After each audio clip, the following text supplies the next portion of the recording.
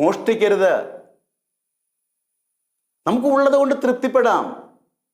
ഈ നശ്വരമായ ജീവിതത്തിൽ എന്തിനാണ് ഇങ്ങനെ മറ്റുള്ളവന്റെ സ്വത്തെല്ലാം സ്വന്തമാക്കിക്കൊണ്ട് വലിയ സംതൃപ്തി കിട്ടുമെന്ന് തെറ്റിദ്ധരിക്കുന്നത്? സംതൃപ്തി എന്ന് പറയുന്നത് അത് ധാരാളം കാര്യങ്ങളുള്ളതിലല്ല, എൻ്റെ മനസ്സിന്റെ മനോഭാവത്തിലാണ് സംതൃപ്തി. എനിക്കുള്ളത് കൊണ്ട് തൃപ്തിപ്പെടണം. ദൈവം നമുക്ക് കൂടുതൽ തരും. അനർഹമായിട്ടൊന്നും നമ്മൾ സമ്പാദിക്കേണ്ട. ആരെങ്കിലും ഓപ്പറേഷന് പോയിട്ട് ഡോക്ടർ അറിയാണ്ട് ആ സൂചിയോ കത്തിയോ വലുതും ഇതിനുള്ള മറന്നു വെച്ച് കഴിഞ്ഞാൽ തിരിച്ചു വരുമ്പോൾ രക്ഷപ്പെട്ടു, ഓപ്പറേഷൻ സക്സസ് ആയിരുന്നു, എനിക്കൊരു കമ്പി അതിനുള്ളിൽ എനിക്ക് കിട്ടി, ഡോക്ടറുടെ സാധനം കിട്ടിയെന്ന് പറയും. ഇല്ല, അത് ഉള്ളിൽ നിന്ന് പോകുന്നവരെ വേദനയായിരിക്കും.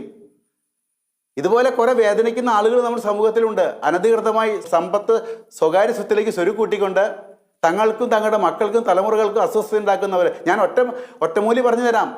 ഈ അസ്വസ്ഥത മാറാനായിട്ട് ദാനധർമ്മം ചെയ്യുക.